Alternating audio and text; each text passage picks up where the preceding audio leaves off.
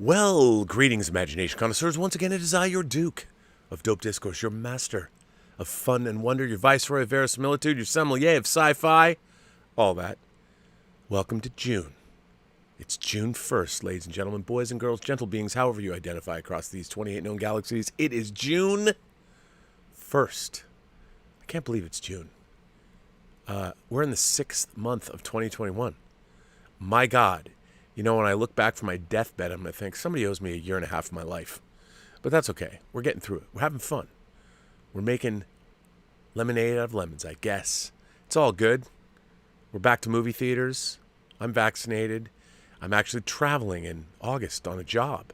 That's right. I'm going to direct the third chunk of shooting for the medical lecture series I do, Crisis Medicine, that I direct, produce, production design, do the cinematography. I don't have to edit this time, thank God. But it's a great project. So that's fun. So I've got that coming up, which is good. Of course, those of you who might live in the New York area, Tango Shalom is playing in a movie theater. Played at a drive-in last week. It's playing at a movie theater. For those of you who don't know, Tango Shalom is a movie I produced, edited, post-supervised, and was the VFX supervisor as well. I know there's VFX in it. There's digital matte paintings. There's lightning strikes. There's lots of composites. Anyway, you can see it in Brooklyn at the Brooklyn Film Festival on the 10th of June next week. Very exciting. And I've got all kinds of exciting news. Tango Shalom is making its way to Australia.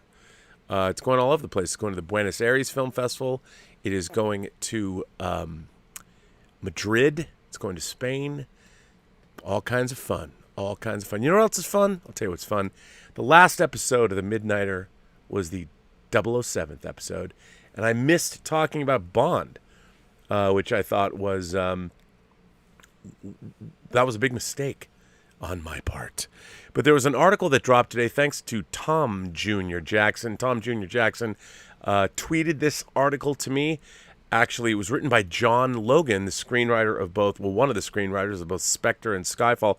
He also wrote Gladiator, and he also wrote Star Trek Nemesis. But, hey, no one's perfect. He is a 3-time Oscar nominee. He wrote this article. By the way, remember, because it's Midnight Metal. It's not Midnight Metal. We just had Midnight Metal. It's the Midnighter. The Midnighter is all about you imagination connoisseurs, you members of this Post-Geek Singularity community. So if you've ever dreamed of being on this show, you can tonight. I will be putting in the live chat a link.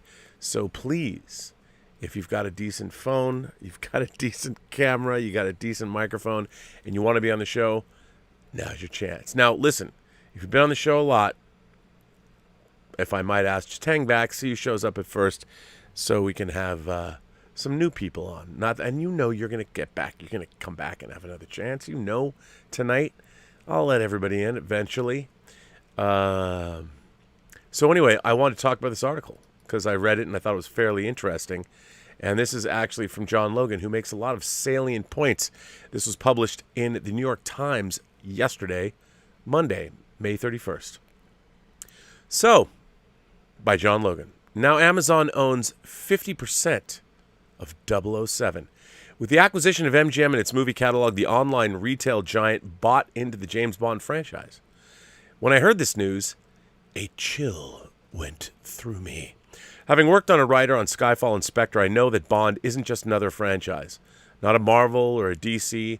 It is a family business that has been carefully nurtured and shepherded through the changing times by the Broccoli-Wilson family. Work sessions on Skyfall and Spectre were like hearty discussions around the dinner table, with Barbara Broccoli and her half-brother Michael Wilson letting all the unruly children talk.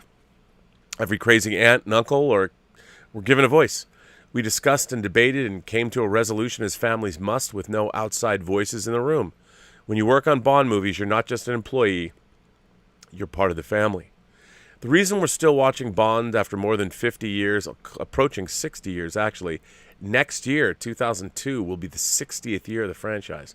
The reason we're still watching Bond movies after more than 50 years is that the family has done an extraordinary job of protecting the character through the thickets of movie making and changing public tastes.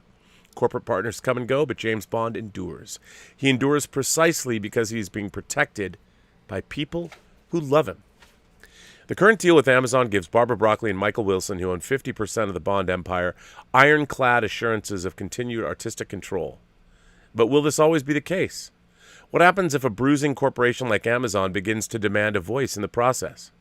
What happens to the comradeship and quality control if there's an Amazonian overlord with analytics parsing every decision? What happens when a focus group reports they don't like Bond drinking martinis or killing quite so many people? And that English accent's a bit alienating, so could we have more Americans in the story for marketability? If you think I'm exaggerating, continue. If you think I'm exaggerating, what's my problem?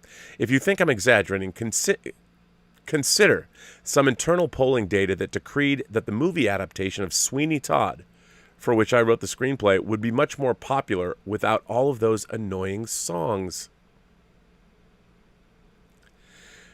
From my experience, here's what happens to movies when such concerns start invading the creative process.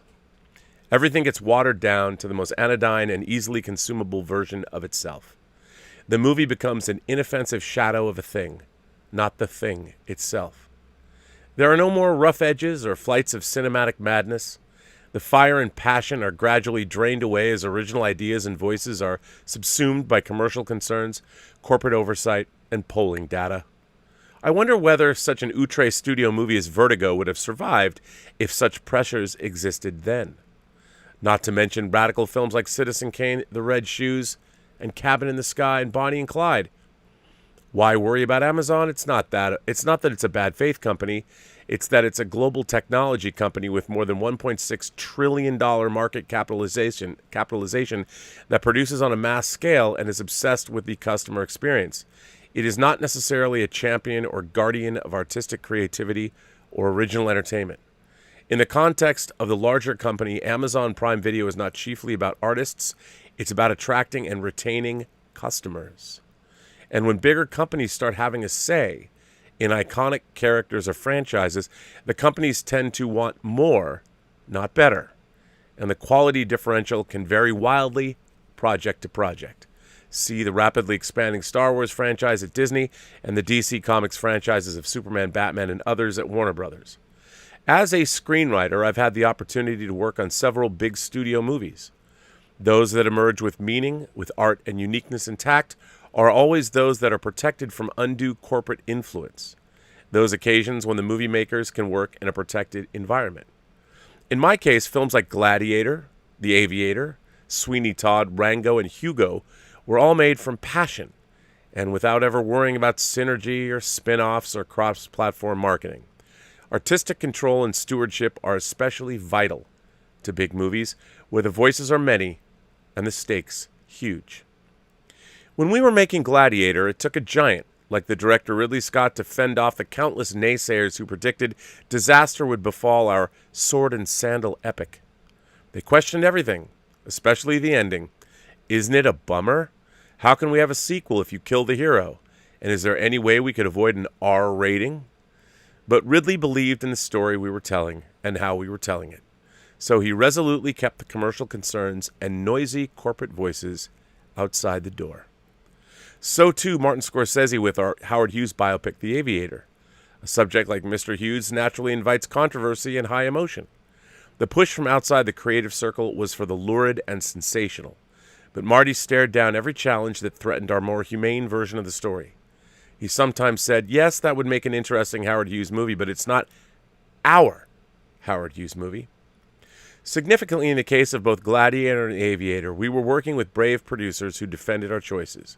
They cared more about the art than the bottom line. When you're making a movie, you need a champion to fight battles like these. You need a champion. Barbara Broccoli and Michael Wilson are the champions of James Bond. They keep the corporate and commercial pressures outside the door, nor are they motivated by them. That's why we don't have a mammoth Bond cinematic universe with endless anemic variations of 007 sprouting up on TV or streaming or in spin-off movies. The Bond movies are truly the most bespoke and handmade films I've ever worked on. That's why they are original, thorny, eccentric, and special. They were never created with lawyers and accountants and e-commerce mass marketing pollsters hovering in the background. This is also why they can afford to be daring. Here's an example from Skyfall, my favorite day working on the movie, in fact. Sam Mendes, the director, and I marched into Barbara and Michael's office, sat in the family table, and pitched the first scene between Bond and the villain, Raul Silva. Now, the moment 007 first encounters his arch nemesis is often the iconic moment in a Bond movie, the scene around which you build a lot of the narrative and cinematic rhythms. Think about Bond first meeting Dr. No, or Goldfinger, or Blofeld, all classic scenes in the franchise.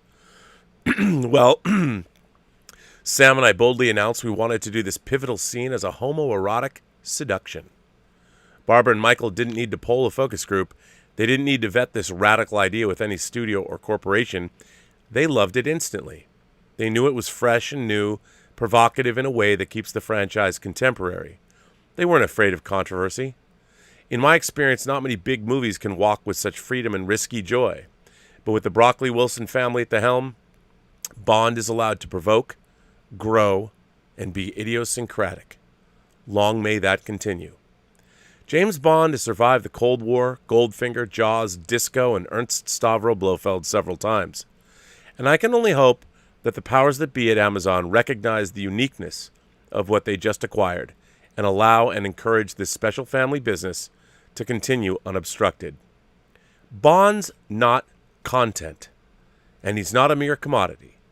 He's been a part of our lives for decades now, from Sean Connery to George Lazenby to Roger Moore to Timothy Dalton to Pierce Brosnan to Daniel Craig.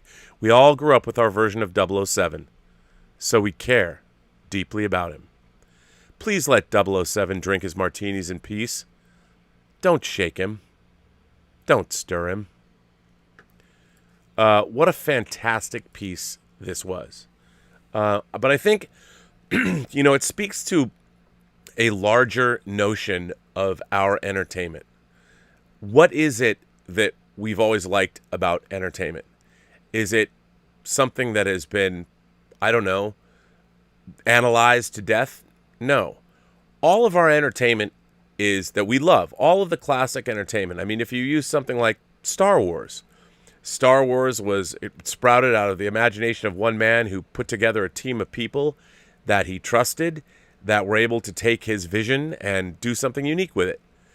And Alan Ladd Jr., he bet on George Lucas when no one else would. There were no analytics. There were no focus groups. You cannot provide great entertainment to people by trying to put something through a focus group. Because by definition, what a focus group does or what analytics does is like John Logan says in this. It takes away everything that is unique about a story. And it's the uniqueness of the storytelling that makes it, a great story.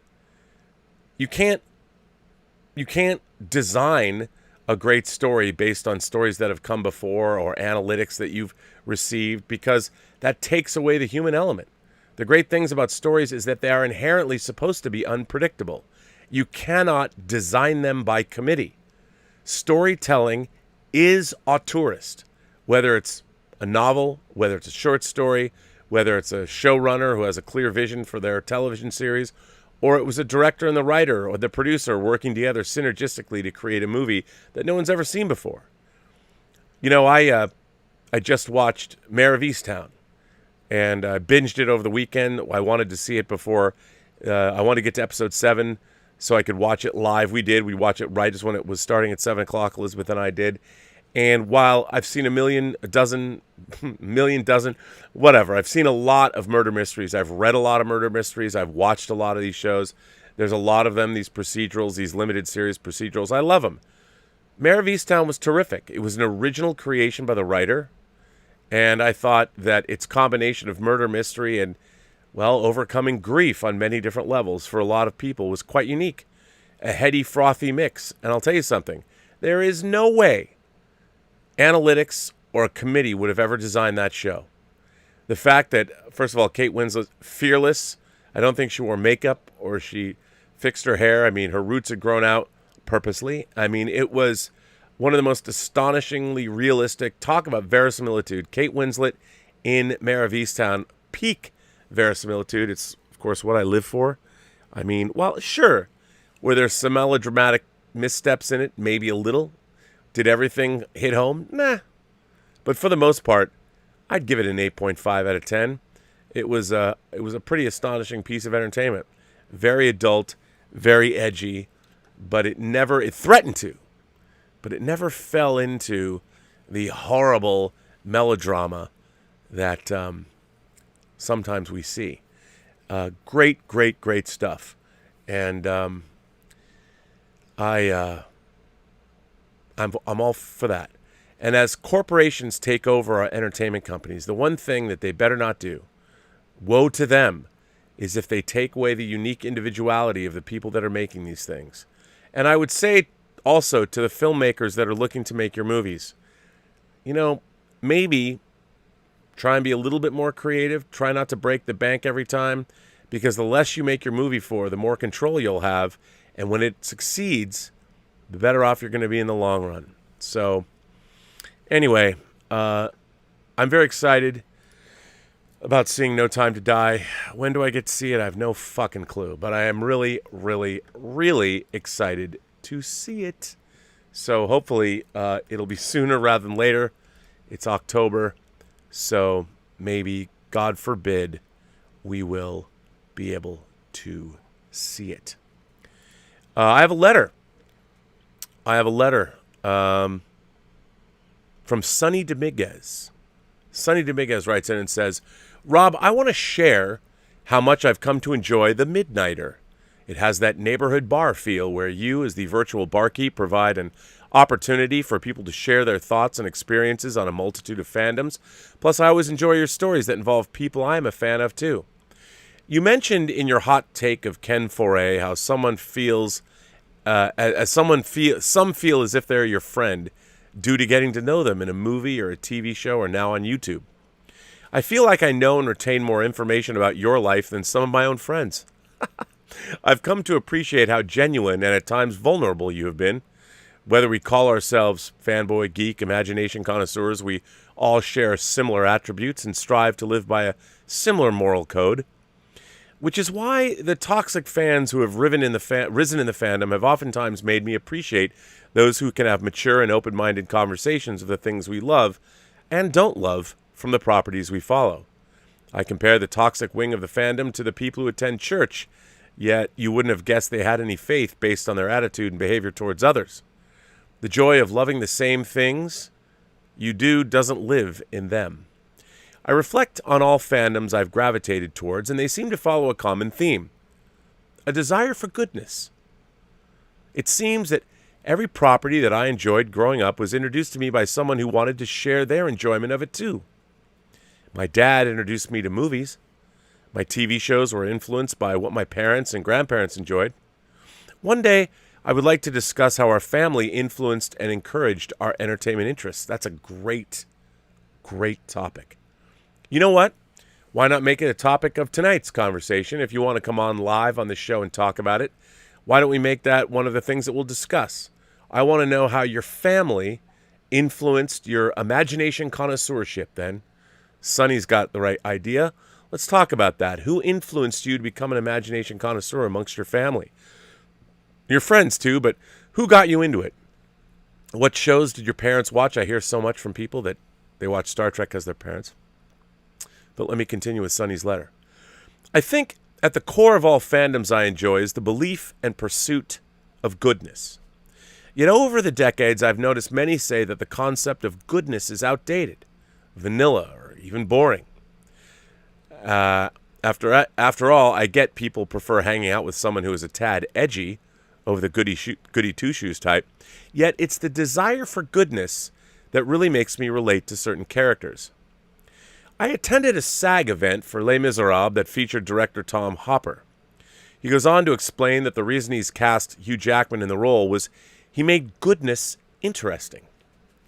For some reason that really resonated to my artistic spirit as it is defined, one of the reasons I wanted to become an actor. I like to think that everyone desires to be good, and it's a quality we admire as seen as a virtue in many of the fandoms we love. Perhaps it's naive for me to think that we all came to this community for that deep of a reason, or maybe the majority simply came to be entertained. Yet, when I meet you and other members of the Post-Geek Singularity, I feel an immediate kinship and relatability. I am not alone. Someone else also owns over 2,500 DVDs or Blu-rays, thousands of comic books and graphic novels, and just as many action figures. Yet there is another element that we share in fandom that I would be interested in seeing a video of you going through your favorite T-shirts. It's art you wear. One of my oldest ones, my Don't Start Wars shirt. Anyways, I look forward to calling here soon and discuss many conversations I would like to engage in. For the solidarity of the singularity. Wow, Sonny. Okay, bruh. I never thought of that. That line, the solidarity of the singularity. You know what I'm going to do? I'm going to change my opening credit to that.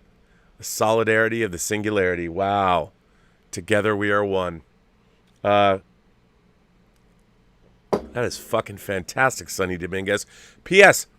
The other day when you made mention that my name made you think of a best friend or a Miami Vice drug dealer, made me laugh. I like it. Sonny Dominguez. Well, Sonny, I love this letter. What a fantastic letter. I mean, this is why, I love doing this show. And I think you've hit on something here. I mean, I think, our genre fandom is about inherent goodness. I mean, look, I'm always drawn to anti-heroes. One of my favorite movies of all time is A Clockwork Orange. I love William Friedkin's To Live and Die in L.A., even though the main character, Richard Chance, is a complete asshole. But I love him anyway. But I do believe in the inherent goodness of people and existence. I mean, I think that's kind of why we're here. As I've always said, the universe is indifferent to our suffering. There is no good or bad in the universe, it just is. If a sun goes supernova and destroys this planet and everyone on it, and all the endeavors, all the people that ever lived for the tens of thousands of years there's been sentient life on this planet, one bad solar flare, like in Alex Proyas's Knowing, which is a movie I continually go back to and watch. I love Knowing. I do. If you haven't seen Knowing with Nicolas Cage, you should watch it.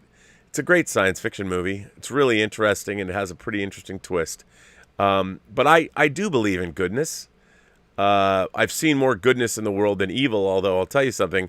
There's certainly a lot of evil in the world. And I don't quite understand it. I don't understand why so many people are in such a hurry to get rid of so many other people.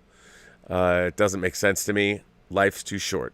Why not let people live and let live and all that? But anyway, so if anyone's here and wants to join the conversation, now's the time. I'm throwing the link. Oh, wait, apparently, no, I'm not. That's not the link I was going to show. Let's take that out. I'm going to drop this live link into the chat and see which one of you lovely folks is going to show up. There we go. The link is in the live chat. I look forward to bringing you on to the Midnighter. And we'll see. We'll see who shows up. But the idea of goodness, certainly a great idea. I do love that idea very much. We'll see what you all think. I mean, I think that's why we like our heroic characters, because they are inherently good. Well, Emil Johansson is here first. I'm going to put him in. Put Emil in, coach. And the Cinemike is also here. So they can't hear me yet, but now they can hear me. So I have Emil Johansson and the Cinemike. Although Cinemike doesn't seem to be here, I'm going to put Emil here. I'm going to put Emil into the show all the way from Sweden. You know him, you love him, you've seen him before, you've heard his letters, and he is Emil Johansson all the way from Sweden.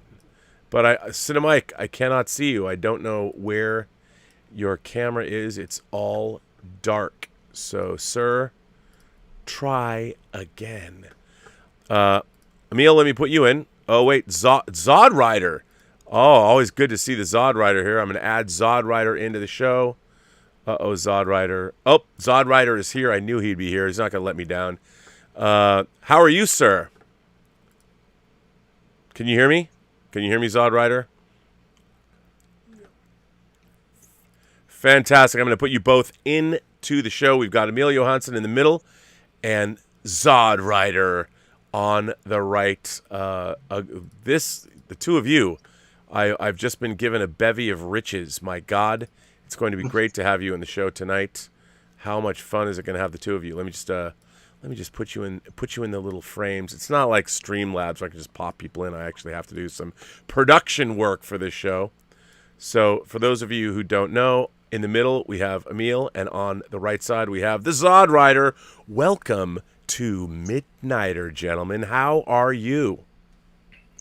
Excellent. So happy to be here. Now, did you both? Well, Emil, you don't celebrate Memorial Day on. Do you celebrate it? I think we have some. I think I saw something in the news about it. I think we might have something similar, but yeah.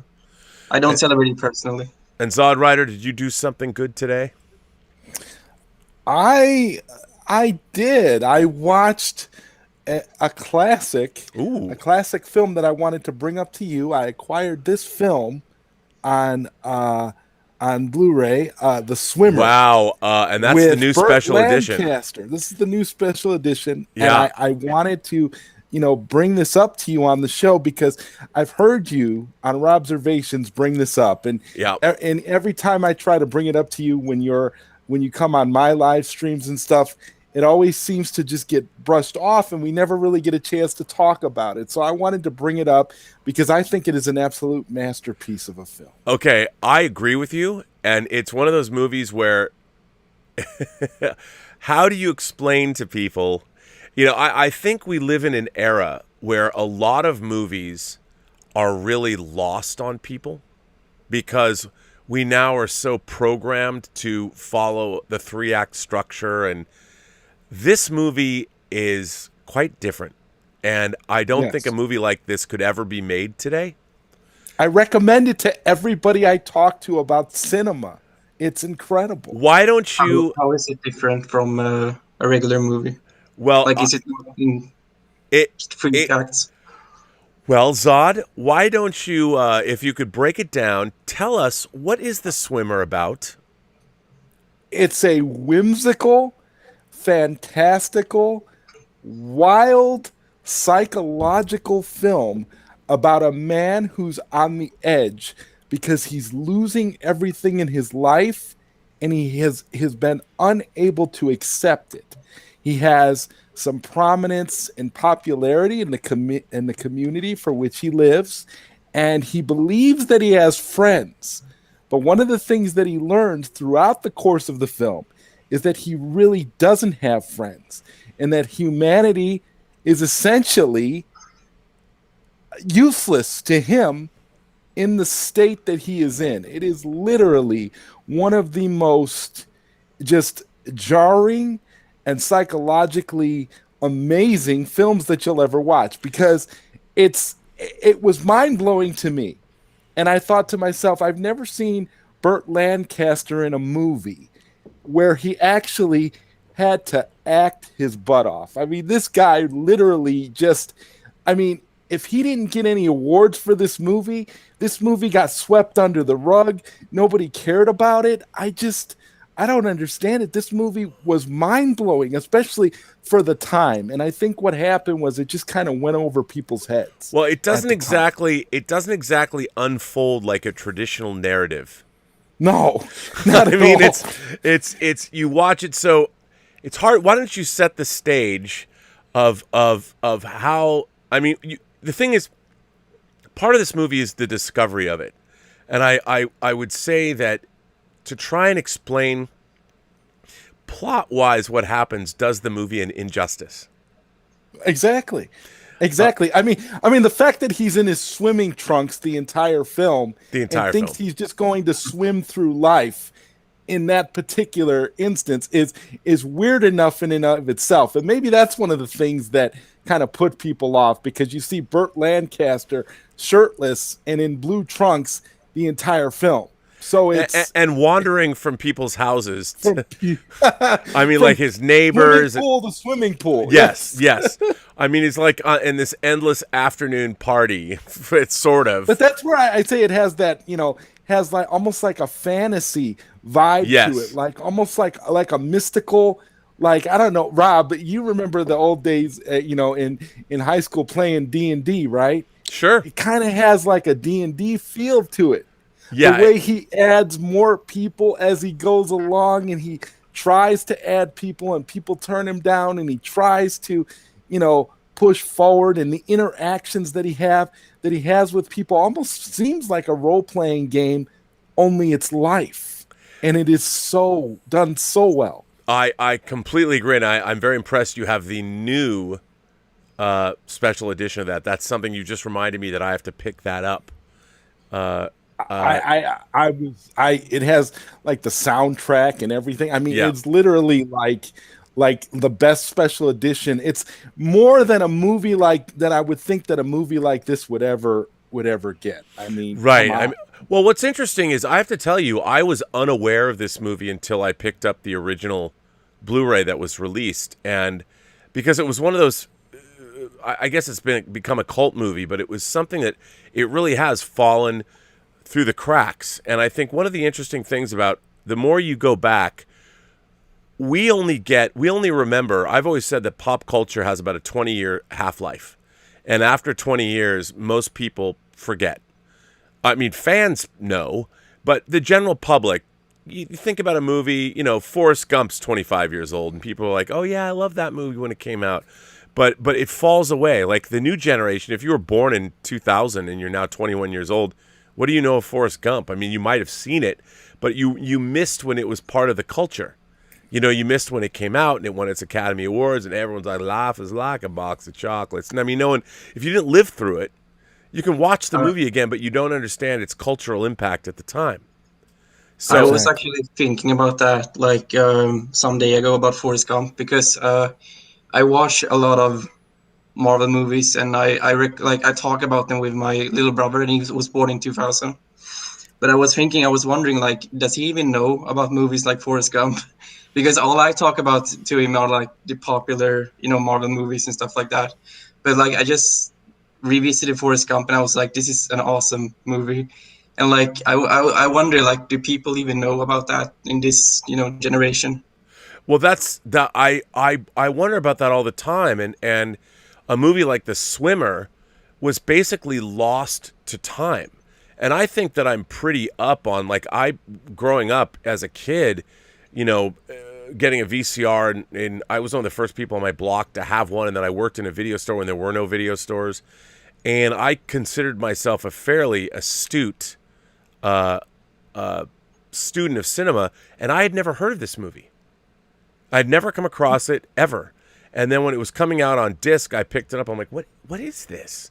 And then I bought the disc. I watched it 3 times. In this week I bought it. And it was like, wow. How did I not, how is this movie not spoken of in the same, whether you think about Ken Russell movies or these directors that offbeat films that should have a life beyond. And I'd never heard of this movie ever in my life. And it stars Burt Lancaster. How did I not know about this movie? And when I picked up and I watched it, Zod, I was like you. I was blown away by this movie. I'm like, and when people watch it, look, there's no explosions really. There's nothing, there's no gunplay. Well, there's no. It's all psychological, and Yes. That's what people have to understand. If they want to be challenged, I know some people in the chat have said, "Well, why should I watch this movie?" And the reality is, if you want to be challenged psychologically, you will watch this movie, because it will make you think on levels you never would have thought before. Well, you know what I find. Go ahead. When Neil. is it from? I didn't know about this movie either, but it sounds really, really interesting now that you talk about it. When is it from? Oh, that's a good question. Here, I'll get the date. I want to say it's late 60s. Okay. I think, let's see. Yeah, and for the time, the 1960s, It's 68. It's 1968. 68 for the time, 1968. It has a strange resonance with the society that we live in today, Rob. Yeah, yes, it does. I look at it. I look at this movie and I think, my God, this is modern society. Yeah, This is modern society in a nutshell, and it's being seen through a psychological prism of a man who's trying to get his life together, who's trying to understand what he's going through as a person. And this movie could never be made today for several reasons. It couldn't be remade. No. It would be a tough sell. Absolutely. And even if you tried to remake it, you'd probably run into all kinds of studio interference. Well, I kind of have a theory about, like, I'm a big fan of like French and Italian films of the 60s and films like The Swimmer. Like, I love Antonioni. You know, I always talk about the Ennui trilogy, La Notte, La Ventura, The Eclipse. And I really love Fellini's movies like La Dolce Vita. And these are movies that expected the audience to meet them. They didn't expect, like, you as an audience needed to step up to watch these movies. These are not movies that you watched and casually sat in a theater and expected to be entertained. And I think that what we have lost, even The Swimmer, expects an audience to. It's not giving you any easy answers. It's not telling you what kind of movie this is. Like, oh, I'm watching a rom-com, or oh, I'm watching an action-adventure movie, and I think our movies, we've really lost that. And I really feel like our movie going, we've become, on one hand, we're very savvy movie watchers, but psychologically, we've become very immature movie watchers. And that the movies that are being made now are movies that assume that we're not, as a culture, we're not as smart as we actually are. And when you go back and you watch, like, the movies like La Ventura and La Notte, like La Notte takes place at a dinner party. In a way, it's not like The Swimmer, but it's got elements to it. And or movies like last year at Marienbad, another movie that I really like. I think today people would find them just baffling. Like, what is this? Because people are so used to stories that are told a certain way now. Just think about a movie like, for example, a movie like El Topo. It's funny. I just had my hands on my Jodorowsky box set. I was just moving it around tonight. But that's a good example. I mean, I think of all of these movies that I watched when I was growing up, and I was watching them as a kid. You know, I watched El Topo. I mean, that was one of those movies where I got to get a bootleg of it on VHS because I hadn't seen it. Right. And, you know, it's like, you got to get Jodorowsky's El Topo, man. Like, it was one of those counterculture movies that you had to see. And I watched it and I was like, wow, man, you know, it's mind-blowing. We should be stoned when we were watching this. But it's like, no one is making these movies today. No one. There's no, I mean, even... you know, and The Swimmer is a quintessential example of that. Like you said, no one would make that movie today. I don't even think anyone would know how to make that movie today. They would look at a script like that and probably laugh the pitchman out of the room, because it's just like, are you kidding? First of all, they would probably say audiences are not intelligent enough for this. First of all, right. Or if they understood it, but if they didn't understand it, it would be more like, what were you on when you wrote this? Yeah. No, I mean, I agree with you, and it's in a way it's sort of frustrating. I also think that's part of the problem about why entertainment movies specifically are more disposable now than they've ever been. Because there's nothing being made that's at all challenging to anybody's sensibilities. Like, no one's like, I joke about it, but Paul Verhoeven's new movie Benedetta, I call it the lesbian nun film, because it kind of is that. But I look at that and I think, well, that's something that hasn't been made in a while, and it's debuting, I think, at the Venice Film Festival.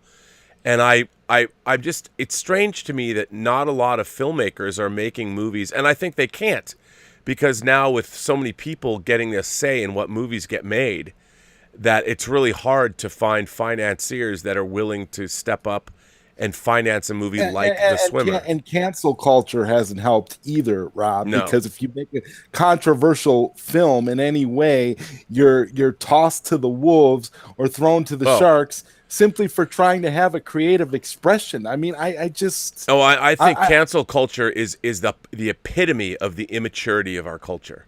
yes, Because on one hand you have people that feel so self-righteous that you must don't you realize I'm a crusader and you're doing something wrong? I think what cancel culture completely forgets is human nature.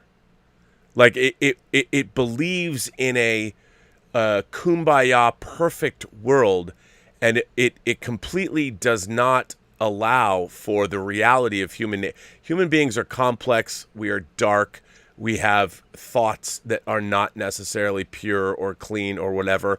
On one hand, I believe that all people should have equal opportunity. You know, we should all have, but I do not believe in equality of outcome, because people are not equal. We're not. We can be equal theoretically, but the actual reality of ourselves is some people are better at things than others. And I was thinking the same. They're idealistic, but they're not realistic. right. I mean, ideologically, I believe in having a free and equal society. Everybody should be able to pursue, as individuals, whatever they want to pursue. But the fact is, I also believe in a meritocracy. It's like people who are good at things, they should get to excel at those things. Like I always use the example of, I love LeBron James. You know, I could never be LeBron James. It doesn't matter how long I practice or how much I wanted it. I'll never be LeBron James. I'm never going to be that good in playing basketball. Now, I don't know if LeBron James could be, a good film editor. Probably wouldn't be something he would want to be doing, but everybody has their own skill set, and people should be, but we and allowed to pursue those things no matter who they are. Like, I don't think anybody should be stopped from pursuing whatever it is they want to pursue. But this idea that somehow, I mean, cancel culture wants to remove every nuance of human behavior. The fact that human beings we have desires and we have things inside of us that aren't necessarily conducive to being nice all the time. And it's really weird. I think cancel culture is very immature. And it fails to recognize what it really means to be a human being on planet Earth. and it doesn't allow for the growth of a human being either. Nope. Because if you're gonna go back and cancel somebody for something they said or did 25 years ago, or cancel somebody who died and doesn't have a chance to reflect on anything, it's just a miserable way to go about things. I mean, ultimately, I think it feels that being like people are different, and that's not really portrayed with cancel culture, because you replace everyone, and like everyone has to have the same job, same, like, it doesn't really realize that people can be different. I think that's a problem as well. George Lucas's THX, the theatrical cut. Well, what I find really interesting is that the people that take the position, the people that want to cancel others, like when it comes right down to it, I'm like, what is that about? Like, where does that end? To me, that is the beginning of fascism. It's the beginning of the worst, the most nightmarish behavior. You've decided that you are the final judge, jury, and executioner about somebody else's life that you might know nothing about. You'll go after that person because they tweeted something you find offensive, or you'll find something in their past. What's amazing is that people will even do that. Those people are the people that we need to eliminate. Those are the people that are dangerous, because what they're doing is they're putting themselves above other people, and doing it in the name of, like, whatever, justice or whatever you call it. I don't know. I think the reasons are not very, like, they don't have, like, they're not canceling people who are really evil. Like, if you really, like, there's small things that people get irritated by. No, and what's really frightening is they think they're possessed by this idea that their way of looking at the world is the correct way, and that someone else's is incorrect. And I think what we're seeing now is what's very strange. I think our culture, we are losing a lusty zest for life in our culture. I don't want to live in a world. I mean, when in my younger days, if I was in my 20s, I don't want to sign a contract. I wouldn't want to sign a contract if I met a girl out at a bar and we hit it off and we wind up making out or something, and that spark, that excitement of meeting somebody new and clicking and going with that. And I'm not saying that I'm going to do something untoward, because she and I are there for the same reason. We're both participating. But I don't want to leave. I don't want a world that's been bled of that humanity, of that spice, that zest, that anything can happen. You want that spontaneity. Yeah, that's right. That is absolute spontaneity. I like that. Not spontaneity, but spontaneity. A new person. By the way, Julius Goodwin, the official sommelier of the Burnettwork, sends a very generous tip and says, well, I got a bit of insomnia, so I can't sleep. So I wanted to ask, what's prompting the late shows like this and your midnight metal stream? Well, that's a good question. And basically it was because a lot of people wrote to me and said, you always do your show in the afternoon. Well, half the world that watches you is on a different schedule. And I was thinking, I was always wondering, like, what if I did 2 shows a day? Like, what if I did a show in the afternoon, like early, and then a show at like midnight? I was actually thinking at first, honest to God, doing a show at 2:30 in the morning. Like I did my 2:30 in the afternoon show, and then 12 hours later, so the audience would be completely flipped. So I would serve the entire planet and see what would happen. And that's why I wanted to do this. I didn't know if it would work. And I also wanted to have people, imagination connoisseurs, just come on the show. And people, everyone's telling me, that could be dangerous. You might get weird. And it hasn't been. Like, to have you two here, I know both of you, Zod, you and I have streamed together. Emil, you've been part of the community for since it almost started.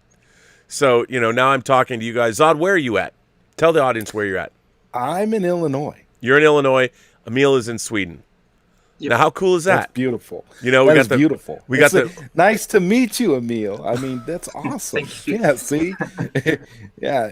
It's amazing how communities like this continue to bring people together and bridge the gap between people being sad and lonely and whatever, and not I mean, it makes things so much better when you have a community of like-minded people who all want to experience things on a positive level, like you were mentioning earlier. It's a very positive thing that you have going here, Rob. Like, you're like, nobody's coming here because they want to fight, or because they hate your guts, or because they all want to celebrate. They all want to celebrate with you and talk about things like this, films like The Swimmer. I mean, I just love that you. Anybody else? I can't think of anybody else that I could bring this movie up to, and have somebody know what I was talking about. Because believe me, Rob, I've tried talking to 3 or 4 different people. I got on the phone with my father the other day, and I said, Dad, there's this movie from the 1960s with Burt Lancaster that I want you and Mom to sit down and watch. And I want you to call me when you're done watching it, after you've had a chance to soak it all in, and tell me what you thought. And he's just like, okay, well, we'll watch it, but after the last movie you recommended, your taste in films is kind of suspect. So we're gonna have to wait and see. Come on, dude. I recommended a movie, and it's so funny. I can't even remember the name of it right now. But it was a black and white movie, and it was about this family that went on this trip to Disney World, and everything was nuts. And they filmed it. It's a recent movie, and they filmed it without anyone knowing. It's a recent movie. Yeah, it's a rather recent movie. God, I forget. The guy is sitting on the bench eating a chicken leg, and he finds out that the chicken leg is made out of humans, like Soylent Green. Yeah. I can't remember the name of the movie, but it has like Mickey Mouse, Mickey Mouse's like hand on the cover of the disc. I'm trying to think. I think it's Escape called from Tomorrow. Escape from Tomorrow. Yes, there you go. I recommended that to them, and my dad was like, after seeing that, I don't know. I'm like, no, this is Burt Lancaster. This is the Sliver. You guys are gonna love it. I have to tell you, I had that experience in the '80s. My parents and they had their group of six people, three couples were going to the movies, and of course, my mom's like, "What movie should we go see?" And I said, "Well, Mom, there's a really great thriller. It was the Coen brothers' first feature film, Blood Simple. I don't know if you've seen Blood Simple is great. I love it, great, and I think you're gonna love it." When my parents come home, they were not happy at all. And my godmother, Carol Backer, and her husband, Bruce, who are the coolest people in the world, they told my mom, they're like, "Your son must really hate you to send you to this movie." And I'm like, oh, man. Because I thought, I loved it, and I thought it was diabolical, and it was a great film noir, and I thought that they would, I'm like, what? How do you guys not? I mean, sure, yeah, it was bloody, but I'm like, it's still a good movie. No, my parents were not pleased. I feel like I redeemed myself with my parents because I went over there for Easter, and we sat down and watched. I was the only one of my siblings who was in town, so we all sat down for Easter, and we watched. We got together and we watched the Justice is Gray edition of Zack Snyder's Justice League. Wow. Okay, now my dad and I watch, a lot of the superhero movies. We've seen all the Marvel movies together, all the DC movies. And my mom is kind of, she's not really into those kinds of movies. But when it was over, my mother looked at me and said, "I actually really liked that movie. That was really good. It was really handled well." She actually enjoyed it. Wow. And I thought about it. I'm like, my God, for my mother to enjoy a superhero movie like that, where she actually complimented it at the end of the movie, I'm like, okay, cool. Maybe I've kind of redeemed my taste. And we watched the black and white one. So, well, that's the coolest thing, to watch the black and white one. I mean, I haven't watched all of it. I watched some of it. I was watching it the other day just because I wanted to dip in and see what it was like. And because, George Miller did the same thing with Mad Max Fury Road. He made a black and white version. Wonderful, is it not? Yeah, and Frank Darabont did a black and white version of The Mist. So I'm always curious about this, and I was loving, because it felt like, it was from a different time, obviously, and I thought it really worked really well. I mean, it was a different version, but what's funny is we found out that Zack Snyder said that the version that he'd been watching for years, the one version that he had in his laptop, was black and white. So I'm sure that was what he wanted to recreate, that experience. And I see, because it's always interesting as an editor, as a film editor. I've told the directors I've worked with, I said, one of the ways you can tell if a movie is very well edited is if you go home and you watch it with no sound. Just watch the film silently. And if there's edits that don't work, you'll see them. Because a lot of times bad edits are covered over with sound. There's ways to trick. And I'm like, no, you should watch a movie without sound. And that's a way to... And it's funny because invariably the directors come back and they're like, "I love watching this movie without sound." And I'm like, "Yeah, bro, but we can't put it out that way. I mean, come on." But it's always interesting to see and to take away the color from superhero movies, because people forget how dominant the colors and the costumes are. And when the superheroes are bled, when they don't have those colors anymore, they don't necessarily pop out and they're from the rest of the people in the movie. And it's a very interesting experience, and I loved it. I loved that version of, as you know, I mean, I really liked the Snyder cut of Justice League. As a matter of fact, I think it's my favorite of all of the Zack's. I've loved Man of Steel, but I think it's my favorite of Zack Snyder's DC Universe movies. Because it's metal, man. That, like you said, fucking metal. It is the most metal shit ever. That movie is peak metal. Yeah, it really is. That's why my assessment of that is what led to doing Midnight Metal. In the first place. I think a black and white version is different from the Whedon cut also, because that was very saturated. when he made that movie was like the colors were like they popped out a lot. Well, you know, I watched the colored version with my brother, but I think he said he preferred Christian Bale as Batman instead of Ben Affleck. But I tortured him with Nolan's trilogy when I became a fan of those movies. Like when The Dark Knight Rises came out, I was like, we have to watch these movies. I was like watching them with my family, like all the movies, and like just because I wanted to watch them. Yeah. well, what I find interesting about the difference between the Whedon cut of Justice League and the Snyder cut of Justice League is Joss Whedon wants to make everybody human, like bring them down to earth and make them relate to people like in a jokey, like we're all going to rib each other. And the thing is, the DC pantheon of heroes doesn't lend itself to that at all.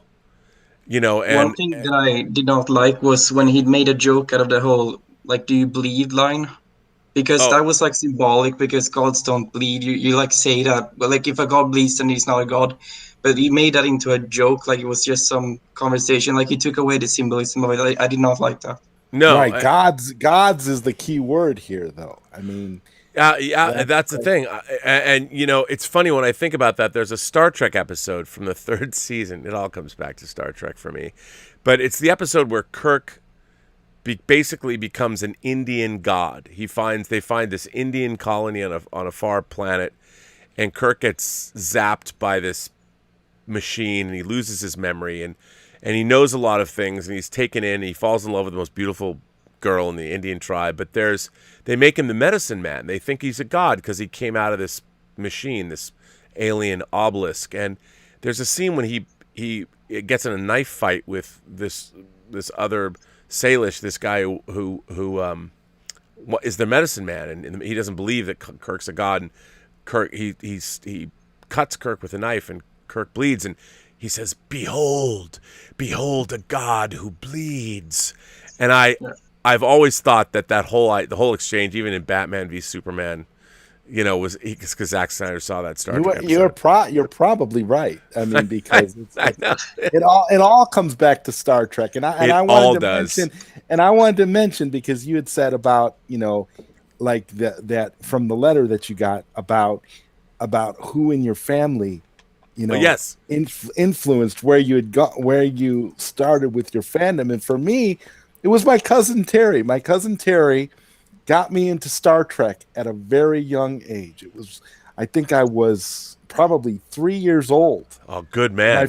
My first memory of seeing, you know, the original series on TV, watching an episode of Star Trek, and I don't remember much from it, but I just remember like little images and things. I think that's like my first fandom memory of any kind, and I just remember growing up and you know, being a lifelong Star Trek fan from there. It started for me with Star Trek before anything else, because I don't think I started reading comic books until I was about 6 years old. Yeah, and you know what people don't remember or don't think about is that Star Trek was basically an anthology series with an ongoing cast. Every story was different. So sometimes you might get something that was romantic. Sometimes you might get there was a lot of horror in Star Trek. A lot of like monsters and creatures. So there's a lot of horror. There's a lot of philosophy. Just like Doctor Who. Yes. Just like Doctor Who. You could compare the two on that level because you always had a monster of the week or a villain of the week kind of thing. But given the fact that it was an anthology series, it was easy to latch onto it because you didn't have to see the previous week to be invested in the next week. Yeah, no, absolutely. Emil, did you have family members that got you into watching certain movies? Yep, I think that my dad was the drug dealer and possibly my granddad, because my granddad, I know he read some fiction and he watched a lot of Bond movies, and I watched them when I was visiting them, and my dad has like a huge physical collection. He actually but like, so I think that I got a lot, like when I was visiting him often, we would watch movies and stuff, so I think that I got a lot from him actually. Nice. 200 Watt Studio sends in a super chat and says, Rob, I got the 4K Zavi Dune set. Good man. They Recently, Nice. Arrow is putting out Dune in 4K. Recently watched a fan edit of the film. Holy cow, what a revelation. So good. Have you seen a fan edit of the film? Yes, as a matter of fact, somebody, maybe it was Andre from Midnight Metal. Andre talked to me about a fan cut of Dune that I was not aware of. And I started watching it, and they've taken all the deleted scenes. It's pretty fucking good. I was very surprised by it. So I don't remember the name of it, but it's really good. It's really good. So yes, I too have pre-ordered the 4K. Can't wait to get that, and the sets that are coming out are great. Captain Spaulding Records joined the channel, became a member. Thank you, Captain Spaulding. That image of Captain Spaulding in my mind is always scary. Ron C. sends in a super chat and says, "Hello, Rob. Star Wars. My adventure starts at Docking Bay 94. That was the docking bay that the Millennium Falcon was at in Mos Eisley. Han Solo, Chewie, get us out of here. My mind was blown away. I agree. Who didn't love Star Wars? For me, it was a ground zero moment. I didn't know that something like that could even exist, and it blew my mind." Darth Plato says, "How about going the full 9 yards, Rob, and do the Burnettwork, the Truman Show model, the 24-hour RMB treatment?" Oh, my God. Oh, come on, man. I need time to, do something on my own, build models or masturbate. I don't know. I can't do everything on camera, for God's sake. Paul Gilmore from Twin Flicks. Hello, Paul. When I edited films, by the way, I forgot to tell Paul that I pushed my 700th show. Paul says, when I edited films, I would edit them in black and white. It allowed you to notice all the details without the distraction of color. I liked it so much, I started drowning out color when I watch movies at home. You notice more without color and the distraction of color. I agree with that. I mean, that's another way to do. The problem is that when you're going to show somebody the color movie, you also have to know how, when you're editing, you have to know how it looks then. But I'd suggested that one of the reasons Zack Snyder had the black and white version was because when you're editing a film and you have a lot of green screen, that by bleeding out the color and watching it in black and white, it helps you edit scenes that are later going to be comped in with green screen, with the backgrounds that you comp in. When you are just looking at green screen stuff, it's hard to concentrate with the green. If somebody, even in Batman with his gray and black suit, if there's green behind him, it's really difficult to focus. So I would assume that they were cutting that movie in black and white, Paul, for the very reason that you suggested. Well, I'm going to let you in on a little secret, Rob. After I watched the Snyder Cut, the very next day, I watched Free Enterprise in grayscale. Wow. Which version did you watch? The streaming version or the Blu-ray? No, the DVD 5-year mission version. Oh, thank God! That's my preferred version. That's the only version I have. I never bothered to buy the other cut because after I talked to you, the first time, you were like, you were talking about how the 5-year mission one was the one that you preferred. So that, for me, that stuck with me, even though I have seen the one that's streaming. I've seen that one. It's funny.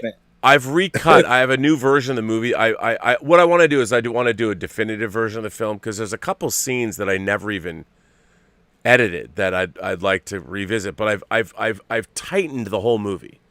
The version that you watch, I've tightened the whole thing. Like I've changed every single edit just to speed it up, just because I know more about making movies now. What did you think of watching it in black and white?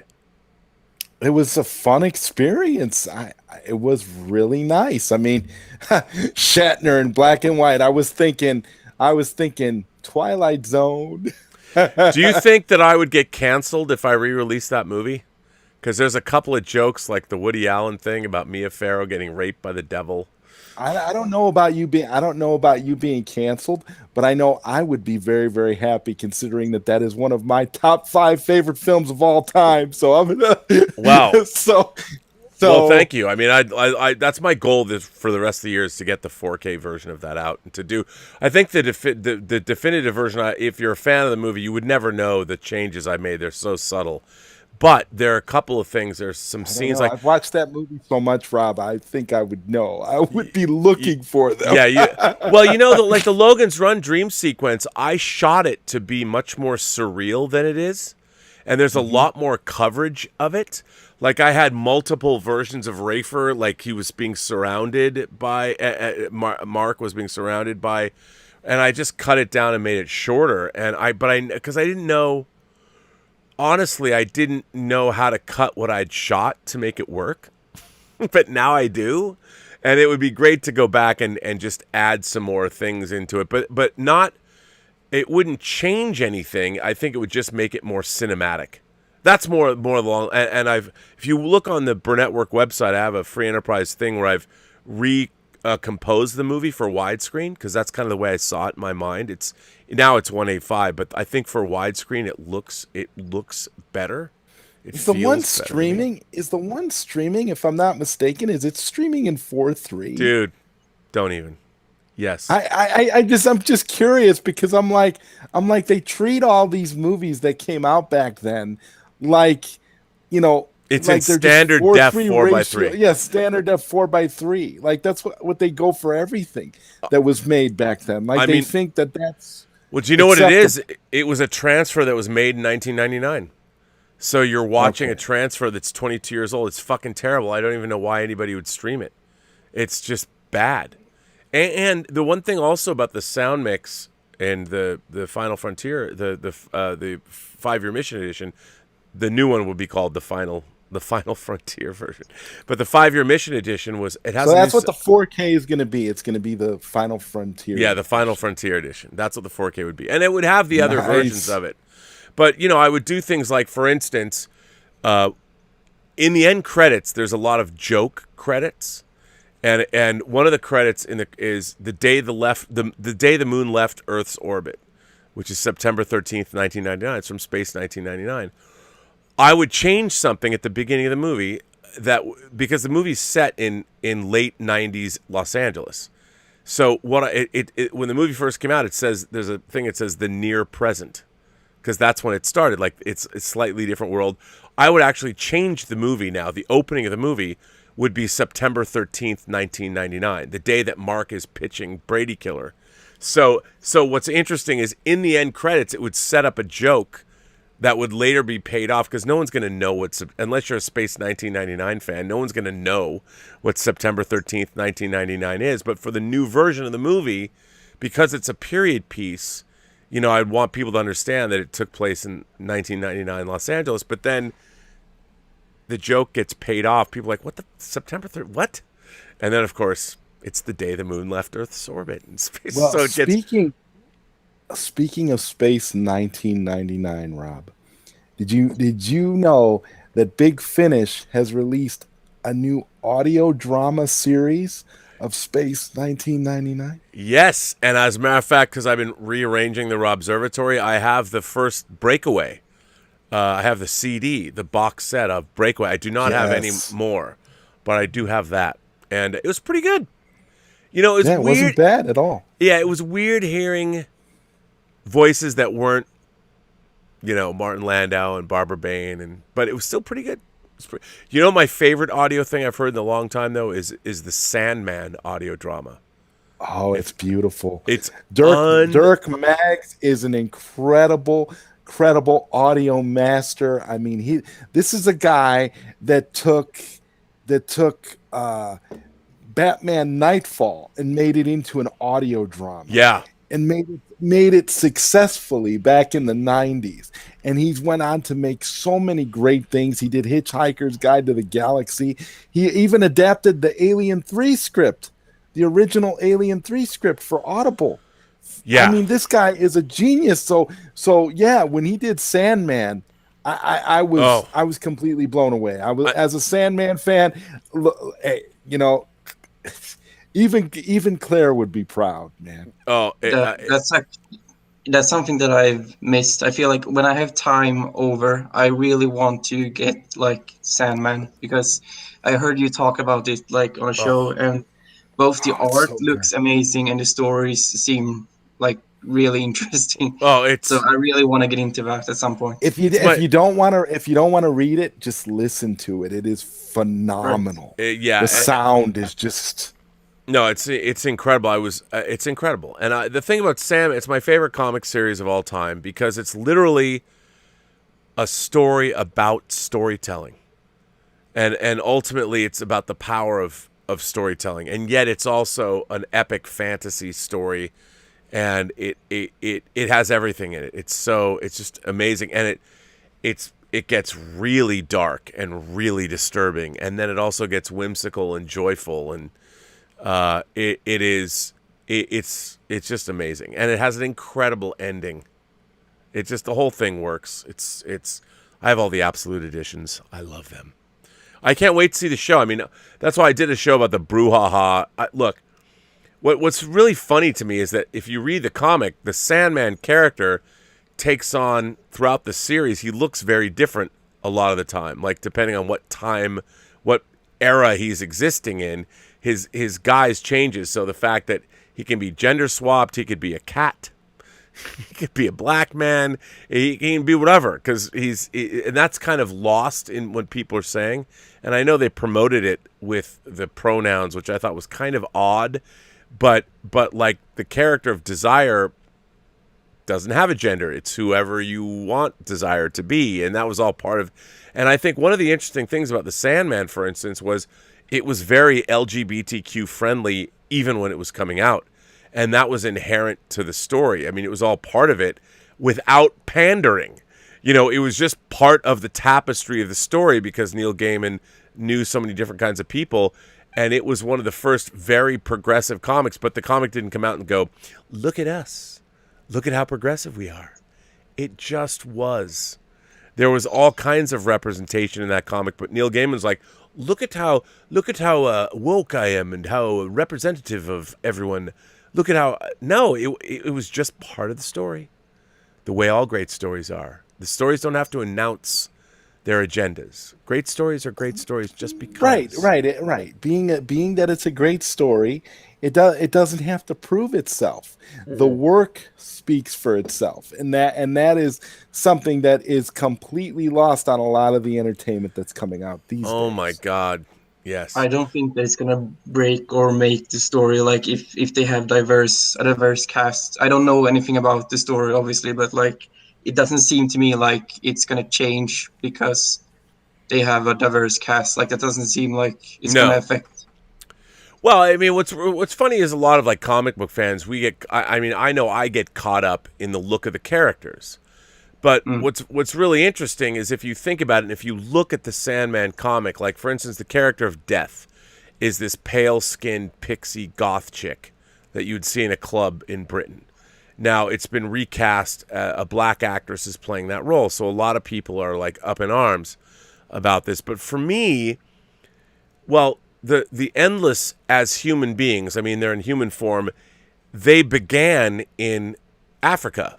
That's where the first humans were. And like in the comic, Dream's first lover was a black woman. He met her in Africa, and he banished her to hell for 10,000 years. And in one of the great Sandman storylines, people are like, his family's like, Dream, you banished your lover to hell for 10,000 years ago. You did that. You're a dick. And so one of the big story points is that Dream's like, oh, okay, maybe I'll go get her. And he decides to go to hell, where he banished his lover 10,000 years previously, and get her out. And that starts a series of events, which is great. And I can't believe they're going to do this in the first season of Sandman. But when Sandman does go to hell to rescue his lover because his family thinks he's a dick. He would be canceled if he was real, Rob. That's for sure. Yes, 100%. Yeah, and what's so interesting to me is that what I love about the Sandman is all of the gods of humanity, all of it, whether they're Norse gods, whether they're Egyptian gods, whether they're the Judeo-Christian God, Buddhism, Hinduism, all of that plays into the Sandman. Like the Sandman is a show that the storyline says that all of these gods were real at one point, all of them, and the God that we consider to be the Judeo-Christian God, the God of the Bible, is real too, and as a matter of fact, he sends two angels to observe. I won't say what's happening if you haven't read the comic, but he actually sends two of his angels to observe something that's going on, and he doesn't shy away from any of this. Does he look like Zeus? No, you never Okay. see the Judeo-Christian God. You never see him. Okay. You only see his emissaries. Right. But there's all the gods they're all the gods you want to see are all there. And there's a great one of my favorite Sandman storylines is A Season of Mists. And in A Season of Mists, basically the plot is Lucifer, Morningstar, the devil, is tired of running hell. So he kicks everybody out of hell, all the souls of the damned, all the demons, kicks them all out, locks hell up, empty hell, and gives the key to hell to the Sandman, to Dream. And he says, you know what? I'm out of here. Hell is yours. Do with it what you will. And then, of course, everybody all the different pantheons of gods want hell for themselves. And so Dream's like, tell you what, I'll have a banquet in my realm. You can all come here and plead your case. You tell me why you should have the key to hell. And shenanigans ensue. And it's one of my favorite stories ever. A Season of Mists. And it's great. And it's funny because Loki is in it. The Norse god, Loki's the main character in it. It's the Egyptian gods are in it. It's great. And I mean, it is decidedly not, like you said, Zod, somebody is going to get canceled if they do it the way it was done in the comics. Because, man. Well, listen, gentlemen, I would like to rotate you out and see who else might be here tonight. But this was a fantastic conversation, and I want to thank you both for being on Midnighter. By the way, Zod, where can people find you on the internet? Well, you can find me on Twitter at Zod Rider, and you can also find me on YouTube, Zod Rider. So, and Emil, can people find you on social media? Well, I mean, I don't know my Twitter handle. No, actually, it's Emil EMGP18. That's my Twitter handle. All right. So I don't post anything interesting, but yeah. Thank you for letting me be here. Oh, it was great. Well, both of you, Zod, always good to stream with you. We should do a show one day. Just talk shit or discuss storytelling. Awesome. And we should do that. Yeah, we could go for hours. It'd be amazing. We could go 4 hours. We should go 4 hours and make it a charity stream or something. Oh, I love that idea. And you know what? Now you can set it up so the money people donate go directly to the charity. You don't have to collect it and give it to people. It'll go right there, which is great. We should do that. We should do. I agree. Well, gentlemen, Emil, Zod, thank you for being on Midnighter. Thank you. And I will. These gentlemen, what a great guests they both were. So I'm going to send them both away. I'm going to send them to the cornfield, like in that Twilight Zone episode. And if anyone else is interested, you can come on the show. Once again, I'm going to paste this live chat and see if anyone wants to come on the show. But before that, I would like to say that, Cinemike is back. Let's see if Cinemike if we can see him.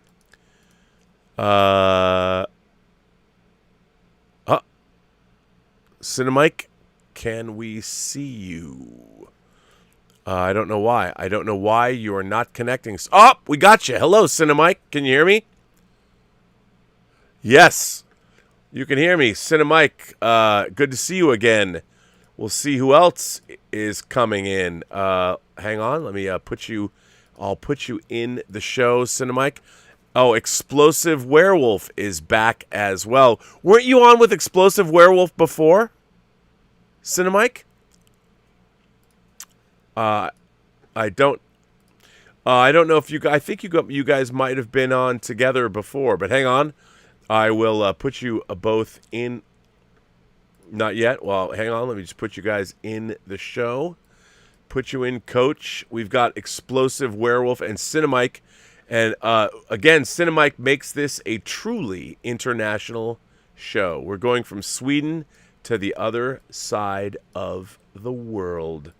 So let me put you in, Cinemike, and put you in. Hang on, if you can all bear with me as I do this, because there's a little production that has to happen. So in the center square, we have Explosive Werewolf, and on the right, we have Cinemike. First of all, Cinemike, tell everyone, where are you right now? I am from the Philippines, and it's the middle of the afternoon here. So, yeah, it's not midnight. No, that's what I like, is that we have a whole different audience. And Explosive Werewolf, Yeah. where are you from? I'm from Missouri. You're in Missouri. Now, let me ask you, Cinemike, did you get to go to the theater, or was everything still closed? They are still closed. I cannot still watch A Quiet Place for 2, even though I want to, but I am stuck watching them at home streaming. That's all I can do for now, unfortunately. No, I understand. Explosive Werewolf, did you get to the movie theaters this weekend? No, I haven't. I haven't been to the movie theaters lately. The big movie that I'm planning is No Time to Die. Yeah. But that's And, October. I know, but I want to see Black Widow, this comes out in June. I think that's correct. In June, Black Widow. I think it's July. Yeah, But I'm really Loki excited. Loki starts June 11th. I'll be So that's watching cool. that. I can't wait. Do you have Cinemike, do you have Disney Plus in the Philippines? Not yet. If I'm not mistaken, it is coming later this year. Yeah. But Here, come on, so- you're going to the Pirate Bay. You're torrenting. Come on, you know you are. You know you're watching WandaVision, and you know you're watching Falcon the Winter Soldier. I mean, hey, I would too if I were you. If you don't have Disney Plus and you can't watch it, well, Yeah. I'll go somewhere else and watch it. VPN and a lot of ways. Yeah, that's okay. You could probably buy Falcon and the Winter Soldier and WandaVision on physical media too. You could probably get a Blu-ray of it if you wanted. Yeah. And the interesting thing is that they are selling Funko Pops of WandaVision, Falcon, and the Winter Soldier here. So Yeah, and you can't even see the show you gotta legally. watch them if you're gonna own them. Yeah, no, absolutely, 100%. Yeah. So other than are there other are either one of you excited to see Dune? I never seen the first movie, so Yeah. that leaves you with an answer right there. So I would have to probably watch the original if I want. No, you don't. You don't have to. I wouldn't. I would wait. But I mean, Dune's based on a 1965 science fiction novel that's one of the great science fiction works of all time, and I'm a huge fan. I read the script for this movie, and I love the script. But and people who've seen it seem to have really liked it. So I can't wait. I have very high hopes. What else? What else are you both looking forward to for the rest of the year? Same. What else am I looking The forward Suicide to? Squad. Suicide Squad. Yeah, I think Suicide Squad's going to be great. I can't wait. Yeah, So I mean, it's I can- James Gunn, then Sylvester Stallone as King Shark, which is awesome. I can't believe it. And I Yeah. can't. So I'm working on like a top secret Teenage Mutant Ninja Turtles. I'm going I decided to recreate like a Twista version. What if it was like a werewolf like thing? And so I'm currently working on planning out characters, all this cool creative stuff. I'm not doing a fanfic or something. I planned it out to do it like a book, like they're drunk werewolves, so it makes it original. They're different. It's like that is one of. I can tell you right now, the 2003 Teenage Mutant Ninja Turtles has one of the best character-driven. I think if you look at a comparison between the original cartoon and the 2003, you've got a legitimate version that's got a great cast. You've got characters that are, and you can get behind. And I think this one, they've got a lot of Hot Toys out for, from what I hear. Yeah, they've got it's a different company, but yes, they've got 6 scale figures that are really good. Mm-hmm. Yeah. Well, so is that your favorite version of Ninja Turtles, the 2003 version?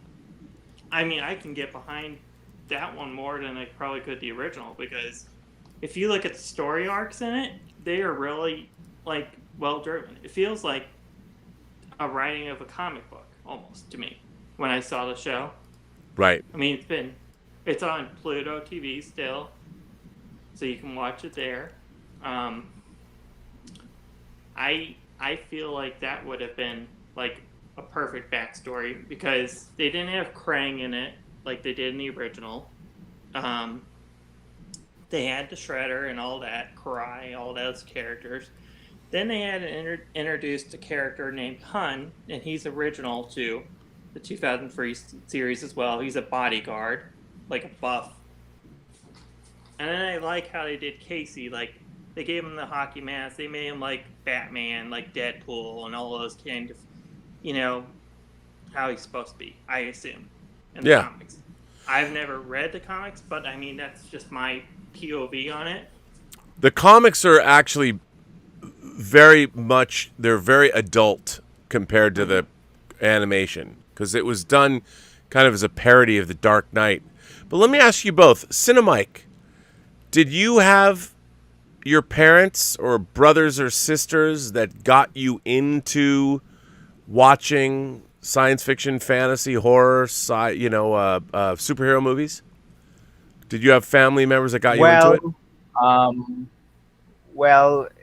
Great question.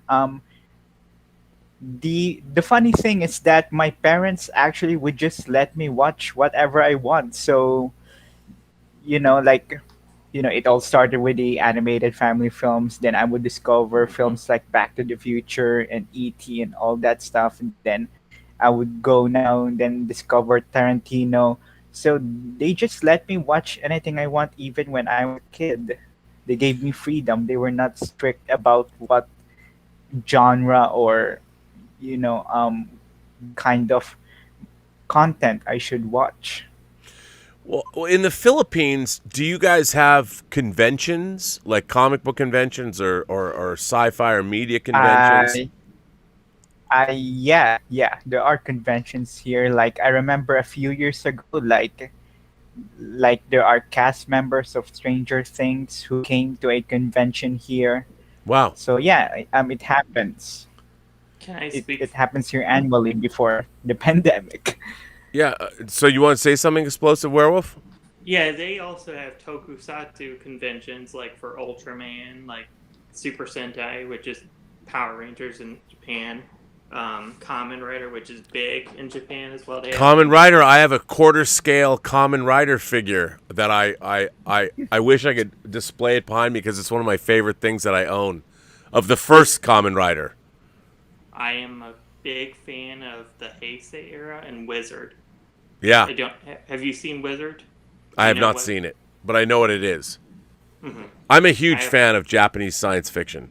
So even if I haven't, there's so much of it I haven't seen, but I read all about it. So I'm like, okay, I know what that is. This would be a good show, a Japanese science fiction show on your channel. Oh, it's funny. I've thought about doing that. The problem is, I feel like I grew up with Japanese science fiction and Super Sentai stuff, and I mean, I loved all of that stuff, and I specifically loved all the Japanese Super Robot animated shows from the 70s. I'm familiar with Gundam and all that. Yeah, I love all that stuff, and I just don't know. I don't know how much appeal there would be, but obviously, anime has become huge. But I don't know about the older series, or I don't know. Those are the ones I'm very specific about my Japanese animation. Mm-hmm. But I love Now- Super now- Sentai era. I love seeing Ultraman, like modern Ultraman. Even that's really cool. Mm-hmm. Did I love it. Did you know that did you know they're airing it on their YouTube? They were airing it on the YouTube. Sakurai was airing the new season of Ultraman with Z, and it had characters from the older Ultramans in it. Right. Like they had Sevenger was in it from Ultraman second season. Yeah. No, No, it's great, and I think like the movie that came out. God, what was it called? With all of the Ultraman in it. It came out like what, 3 or 4 or 5 years ago or something. That was very cool, and it's all. You know, it was hard because when I was growing up, and I'm an old man now, it was hard to see that stuff because so little of it. When it would get to America, it was butchered, it was dubbed, and if we could get it at all. And there was so much of that stuff that we didn't get to see. And I really objected when they first brought Power Rangers to America. I really was pissed about it because I hated the fact that they reshot all the live action and they just used the visual effects. I'm like, come on, man, just dub that stuff. Why not? I mean, it like we're mature adults in America. Please, why do we have to have everything dumbed down for us? But no, what can you? It aired in the Philippines as well. All that stuff. And Oh yeah, it's big over there. Yeah, it was very popular here. Cinemike, are you an Ultraman fan? Are you a Super Sentai fan? Unfortunately, no. Yeah. You don't have to be a fan of everything. It's okay. You know. Yeah. That's one area that. Yeah. Well, it's funny because we don't have in America. We didn't really have a Super Sentai genre, and that's why I think like Power Rangers. Sure, they wanted to sell toys, but we didn't have that. I mean, and the Super Sentai goes all the way back to, I don't know when Kamen Rider was the first Super Sentai show, wasn't it? Explosive Kamen Werewolf. Rider, Go Ranger, Himitsu Sentai Go Ranger. I think Kamen Rider came first. Yeah. And then immediately after, like a year or two, Right. It was big in Hawaii also. That's where I first saw stuff, was in Hawaii. Okay, because you had Kikaider. Yep. And then 01. Yeah, that was later. So the first Kamen Rider show started in 1971. That's Wizard. Yep. Yeah, so Kamen Rider was 71. I love Kamen Rider. It's got and you know what's funny? You talk about the composer and stuff. He just died this year. It just came up like last week, 2 weeks, 3 weeks, or whatever. But he did a lot of animes, I think, also. And Amazon is like the darkest, probably, of the Kamen Rider Showa era. It's just hack and slash, bloody, chops the enemies to pieces. I like it, but it let's just say I was in a dark point in my life where I had to like tokusatsu save my life, basically. Really? Help. Wow. What do you think about it? What was it? Did it make you happy? What was it about that particular genre or that particular kind of entertainment that saved your life? What was it about it that brought you back? I think it's the genre because I grew up with Godzilla. Godzilla was my jam. I grew up with, it had to be Godzilla versus Mothra, which is one of my favorite. And now, was it the original Godzilla versus Mothra or the one from the 90s? I can't, if I was to say it was the one that had the king in it and then the palace or whatever. I can't remember which one that is. I think that's the original. Yeah, it is the original. Uh-huh. It's the Showa era. Mm-hmm. Yeah, but I remember watching them when I was at my uncle's house. He would show he would have these on DVD, but then he would also put these on VHS, so I could watch watch these like clips, you know, like all the action scenes, all the sci-fi stuff, and I Right. mean it was. Then I was introduced to King Kong through that as well. Kong Yep. is Because that was the first time King Kong and Godzilla battled, was in the early 60s. It wasn't Godzilla. It wasn't King Kong versus Godzilla. It was introduced to. I was introduced to the original black and white King Kong. Oh, nice. Okay.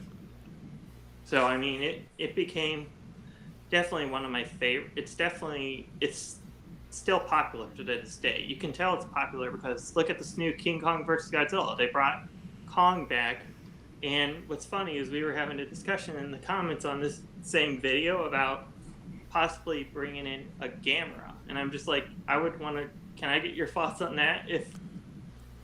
Well, the problem is Gamera is owned by a different company. You know, it's That's what I was saying. Yeah, it's not Toho. I mean, I would love to see. You know what? It's Gamera's like own the equivalent. Well, actually, it wouldn't be the equivalent, but I guess if Gamera would be Spider-Man, the Spider-Verse owned by Sony, and then Godzilla would be Marvel, you'd have to figure out some kind of a deal between the studios that would allow them to use Gamera, which I would love to see. I mean, I would love to see Gamera and Godzilla in the same movie together. Who wouldn't? I think it'd be great, but I don't know if they could work that out. The Japanese are very difficult when it comes with their copyrights and ownership. The Cinemike, do you like Godzilla movies? Did you grow up watching Godzilla films or Gamera?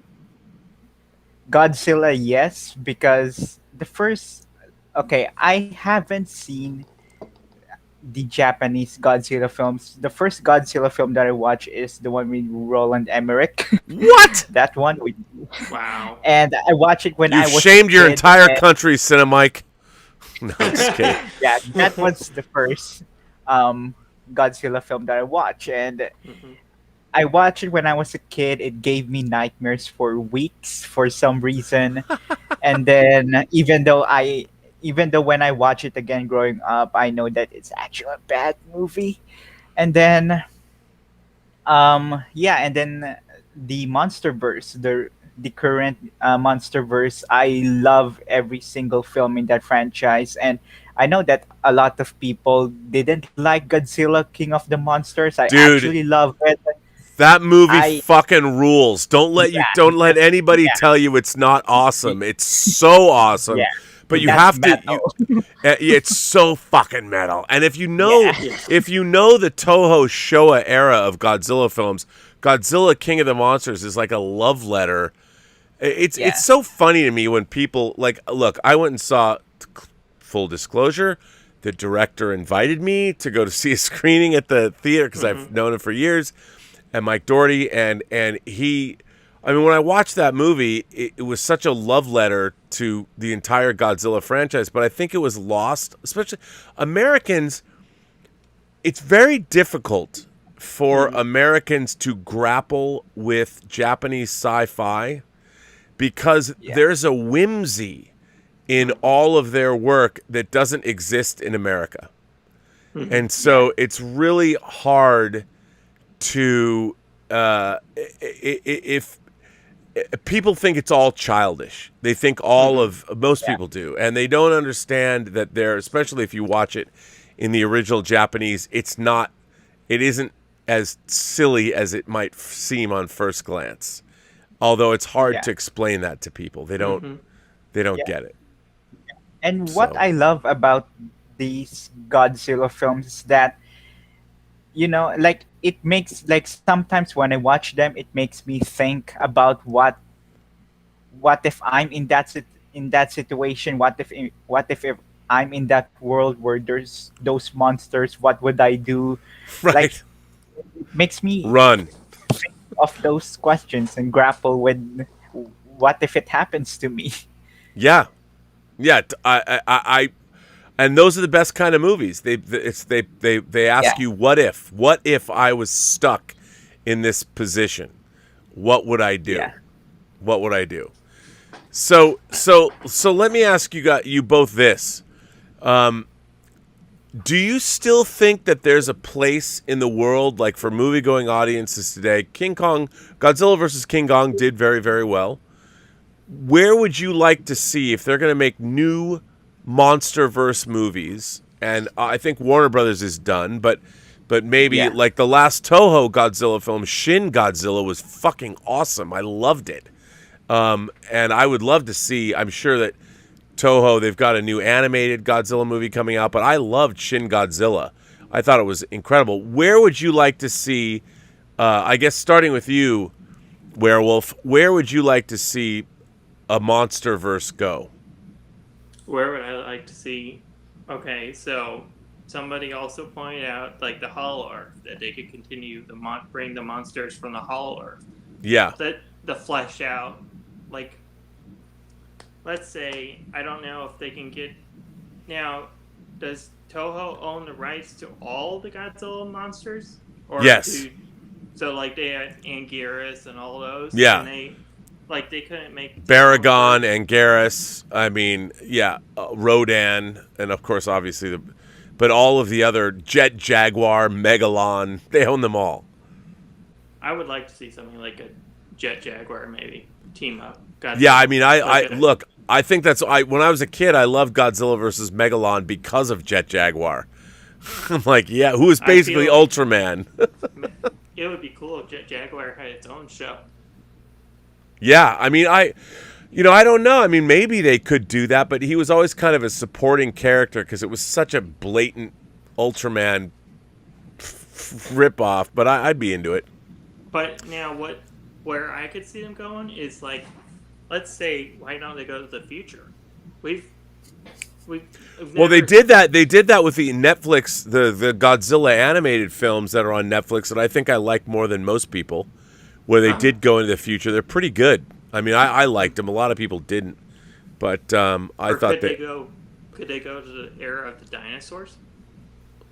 I mean, they could, but it was really interesting. Humanity had to flee the Earth because of the monsters, and I thought that was cool. I liked it. Imagine just a savage planet with just monsters just roaming it, and then you've got all kinds of people, just running for their lives.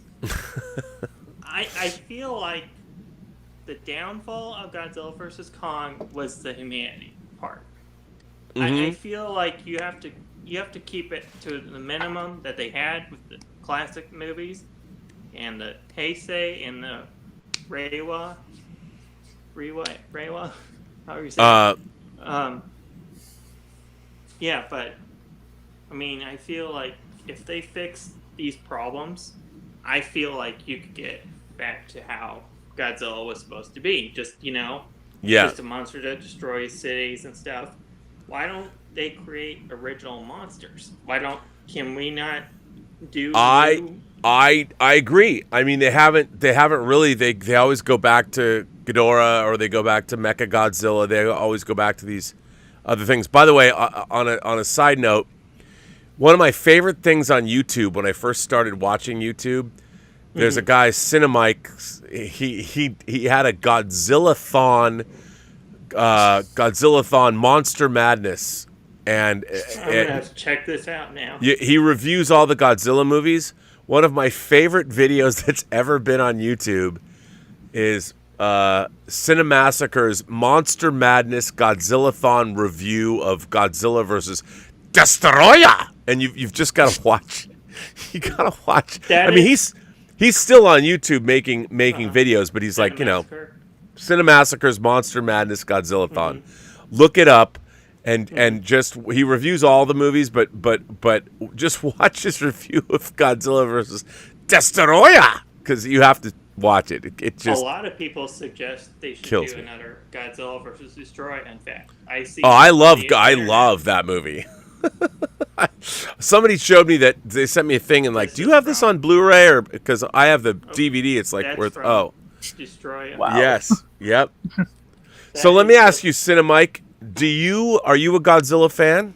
Besides, like, have you gone back? You like the MonsterVerse now, but have you watched the original Japanese versions now that you like the Warner Brothers versions? I will. I want to watch the original Japanese Godzilla films, Oh, it's and great. see how it evolved. Yeah, I mean, the original Godzilla is really good, and one of my favorites is the original Rodan. I think my favorite of all kaiju movies is Rodan, only because, I mean, that was the first. I saw Rodan before I'd ever seen a Godzilla movie, and I loved it because it starts out like a horror film, and then it turned. Oh, go ahead. Sorry. I would like. Okay, so you're familiar how they did the Criterion Godzilla collection, right? Yeah. Have you ever? Okay, so I would like them to do that for Heisei and Reiwa and stuff, because I know for a fact there aren't really that great of sets for the Heisei and Reiwa, Right. to be exact. So I mean, I would like to see them. I don't know who has the distributing rights to release the Godzilla stuff, but I would like. And I'm a fan of the Heisei era. I really love those movies. A lot of them are really good. Like Godzilla versus Mothra is fucking great, and so is Godzilla versus Ghidorah is really, really good too. Somebody also sorry. Well, go ahead. Somebody suggested a Son of Kong remake, maybe. Yeah, I mean, they could do something like that. Well, listen, gentlemen, it's been fun talking with you. I'm going to rotate you out and bring on some other people. Right. I want Cinemike, it was great to talk to you again all the way from the Philippines, an explosive werewolf. Thank you for being here. Great to have you both here on the Midnighter again. Truly international tonight, having the Philippines and Sweden represented, and explosive werewolf from Missouri. So thank you for being here. I will put out the link again. So it is in the live chat. See if anybody wants to come on. No obligation. You don't have to. But if you do want to come on, man, I love talking Godzilla. I don't get to talk Godzilla enough. And that was a lot of fun. I'm sure half the chat was like, what the hell are you talking about? I know. But I don't get to talk Japanese sci-fi a lot, even though I have a lot of it in the Robservatory. But if anybody wants to jump in, Captain Spaulding. Ooh, Captain Spaulding is here. I'll bring in Captain Spaulding if he comes in. I hope you're here, Captain Spaulding. I don't see you. Hopefully you'll pop on. And I can add you for whatever reason. You don't seem to be hooking up. But anyway, Captain Spaulding, I don't know why I can't see you. I don't know. But it's frustrating me. Maybe he'll pop on. But I don't know. I mean, I don't know what you guys think of Japanese sci-fi. I'm a big fan of it. I love it. We are coming up on the 2-hour mark, which will be the end of the show. So I've got 12 minutes left, because I've got to go to bed. So I keep. Oh, Captain Spaulding. We didn't get to get to Captain Spaulding, but anyway, yeah. So I'm a big Godzilla fan, big Japanese sci-fi fan, and not a lot of people love it as much as I do, but I do love it. Oh, here we go. Captain Spaulding is back. Now, Captain Spaulding, do you have headphones? Because can you turn me off so we don't hear me, and you can still hear me? Okay, good. So I'm going to bring in Captain Spaulding, although he's a dangerous man, so who knows what's going to happen. I mean, Captain Spaulding he's done some horrible things to people, so I'm bringing him in, but I'm scared to do so. But I'm going to do it anyway. Because that's what happens on the show. You just never know what is going to happen. So, Captain Spaulding, would you like to jump in here? I'm going to add you to the stream. And I want everybody to welcome Captain Spaulding to the Midnighter. Captain Spaulding, welcome to the show. Thank you very much. Where do you come from? Where do you come from to us tonight? Pittsburgh, Pennsylvania. Pittsburgh, all right. George Romero country. You can go shop at the Monroeville Mall. Yeah, I don't think they have it. I think the Monroeville Mall closed. So did the Century 3. Yeah, I know. They had an event there for the 40th anniversary of Dawn of the Dead in 2019. I didn't get to go, but I really wanted to go. So let me ask you, sir, would you consider yourself an imagination connoisseur? I would. Now, what was your gateway drug into this rarefied club of ours? What was the first thing that you remember, that influenced you the most when you were a kid? Honestly, watching The Wizard of Oz and how the special effects in that movie were done. Wow. Okay. Like the tunnel was done with the tornado was done with the tunnel. Yeah. And taken across the soundstage, and the house was dropped from a soundstage and reversed, and Yep. That was now when you were watching it, but you couldn't have known that was the way it was. It was later on in life when I realized it. They had a documentary explaining all that stuff. No, because I mean, The Wizard of Oz and they would for our younger audience members back when we didn't have streaming or home video, they would play CBS would play The Wizard of Oz on TV once a year, and it was like a big event. We'd all line up like, oh my God, everybody would make plans. The Wizard of Oz is on again. We have to watch it. Back when there was only 3 networks and maybe an independent station and something, it was crazy. Well, go ahead. I have a question for you about that movie. Yes, sir. The Munchkin scene where there's supposed to be a Munchkin hanging in the background. Do you buy that that's a bird? Because I don't. I've seen people post comparisons of it. I'm not buying it. well, give the viewers a little bit more background of what you mean. When they made The Wizard of Oz, there was supposedly a distressed Munchkin hung himself in the background between the trees and the cabin. And if you look, you can see I think it was the 1989 50th anniversary when they changed it and said it was a bird.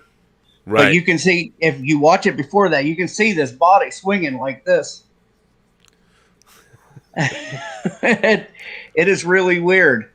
I went and saw it at the Chinese Theater in 2015 in 3D and I was looking for that, and I mean, now it's clearly probably been digitally altered if it was there, right?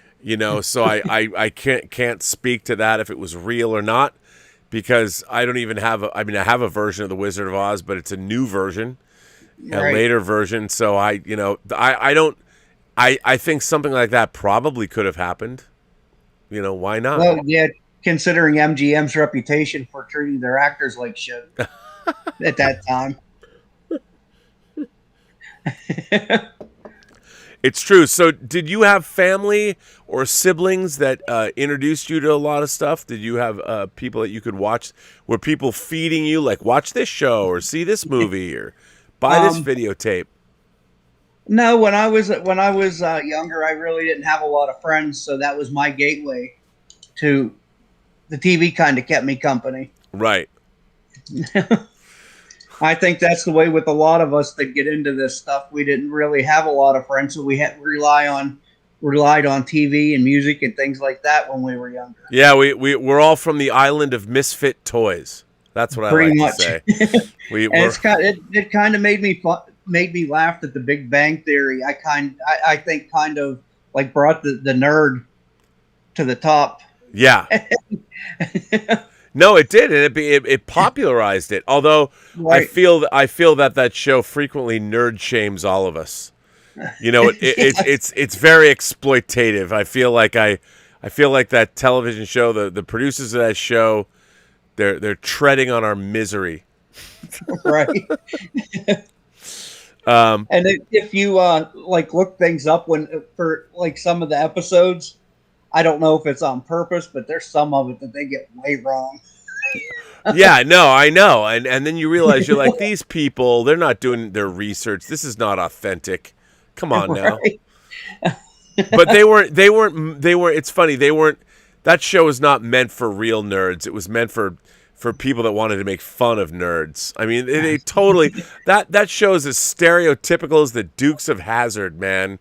I mean, it's the Dukes of Hazzard of nerddom, and I've always had a I don't know, a toothpick stuck in my ass about that show.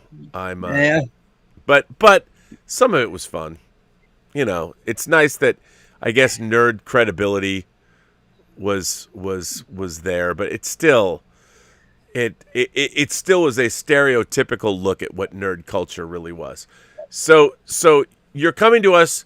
Can you go to the movies now where you're at? Yes. You can. Yeah. And I've got probably 4 drive-ins within 30 minutes of me. Oh, nice. Have you seen anything recently? Not really. I mean, the way they charge to go to a movie now, and Warner Brothers puts theirs on HBO Max for free. Right. So why not watch it there? Yeah. That's what I was saying in the comments. I kind of think that movie theaters are probably within the next 20 years are going to go by the wayside because of that. I think other streaming services are going to like follow suit with what HBO Max did, and there's really not going to be. I mean, some people probably go, but not nowhere near as many. Yeah, I know. I just think, look, any movie is made better when you can see it on the big screen with a great sound system and great projection. The experience is just better. It's very enveloping. You're in a movie theater. There's no distractions. You're not going to watch your mind is just more open. Right. And you can feel like when I went and saw Army of the Dead, it was the first movie I'd seen in 15 months, and I would go to movies like every week. And one of the things I did like about Army of the Dead was the sound of the gunfire. The guns had a new mixed. When guns go off, like Indiana Jones has a certain sound to the guns, but Army of the Dead had this really boom, boom, boom, boom to the machine guns. I'm like, that's fucking awesome. I love that shit. And I loved hearing that in the theater loud because it was loud. They played it loud. I'm like, thank God. It was so great to be in a theater and just you could feel the bass. Loved it. I mean, I didn't dig the movie as much as I wanted to, but that's okay. I mean, I don't think that it's going to like completely wipe out movie theaters because you can get an experience at some movie theaters where you get dinner and everything brought right to you. So I don't think it's going to like completely kill the movie theater business, but I think it's going to hit it pretty hard. Yeah. Now, let me ask you this, Captain. What are you looking forward to that's coming out for the rest of the year? We were just talking about the Suicide Squad. Yeah. I'm really looking forward to that. I mean, I can't believe Starro, a giant Starro, is in it. I'm like, what? I never thought I'd seen that happen, but I can't wait to see. I think it's going to be great. Is there anything you're really looking forward to? Well, it's funny. My most eagerly awaited movies of 2021 are my most eagerly awaited movies of 2020, which is No Time to Die and Dune. Those are the 2 movies I've most wanted to see. And a year later, there's still the movies. I'm 1 year older, and they haven't come out yet. I'm one step closer to death, and they're not here yet, which is frustrating because I don't want to die, but I will, and I don't want to die without having seen No Time to Die nor Dune. What if I get hit by a bus tomorrow? That would suck. That would suck. It would suck. So or if you got hit by a bus on your way to see one. I know. That would be bad too. And I want to see Shang-Chi. I want to see the Eternals, because I was a big fan of Shang-Chi. I read Master of Kung Fu. I love that comic. I can't wait to see it on the big screen. And I have high hopes for the Eternals, even though a lot of people don't. I think it's going to be surprising to people. So I'm hoping it's right. I hope all movies are great, but I'm hoping that one's great. I've wanted to see it for a long time. Now the movie that's coming out about the Warrens, Conjuring 3. Yes, Conjuring 3. Do you think that's going to be good? I've liked those movies. Whether they're not great adaptations of the story, like whatever. I don't. I've never these are based on true stories or true case files. Yeah, sure, okay, I don't care. I just like them as great horror movies. They're really well done. I really like the casting. Vera Farmiga is really, really good. And I really enjoy those films, and they deliver. And look, I'll watch anything about demonic possession. Right. I can't get enough. Anything with demons possessing people, I'll watch. Doesn't matter what it is, I'll watch it. Now we've got exorcism and demon possessions, and I'm like, oh, this movie was made just for me. So I will watch it. I will watch it. The only movie that ever really scared me was The Exorcist, the uncut version. Oh, yeah. And that movie scared the piss out of me. Oh, it's still, it's my favorite horror movie of all time. Yep. Peak horror verisimilitude, and also what I love about that movie is the story is so great. The story is compelling about, these two characters, a mother who's trying to protect the innocence of her daughter, and you have a Catholic priest who's lost his faith. And only in confronting the devil does he get his faith back. And I think it's that's what makes it so great. Not just all the horrific stuff. Don't get me wrong, it's awesome. I love listening to a 12-year-old girl say things like, well, I won't say it because I don't want to get demonetized, but horrible things. And you got to love it. And the visual effects are great. And it's a nasty, great movie. I love it. Love it, love it, love it. Now, didn't Linda Blair break her back during the one bed scene where they rumble the bed? I don't think she broke her back. I don't think. I thought that's what it was. Yeah, I don't think she broke her. By the way, Mike Alito is going to see In the Heights in IMAX on June 11th at 1 p.m. I can't wait to see In the Heights. I've heard it's great. It looks so great. I mean, I think it's John Cho directed it, and Lin-Manuel Miranda is producing or wrote. I can't wait to see In the Heights. Yeah, it's a musical, correct? Yeah. Are you not a musical fan? Not really. See, I'm a musical.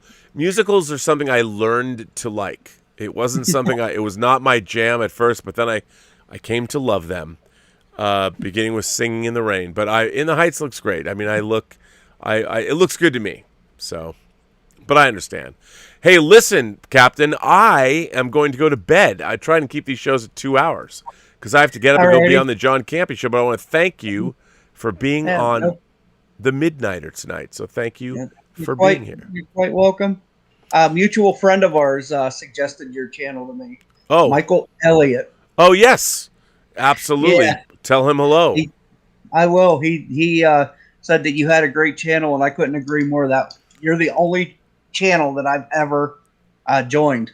Wow. Well, thank you for that. I very much appreciate that, Captain. That makes me feel good. Although you're still Captain Spaulding, so I gotta keep my distance. I hope you don't take that personally, because I've seen those movies, man. Captain Spaulding scares the piss out of me.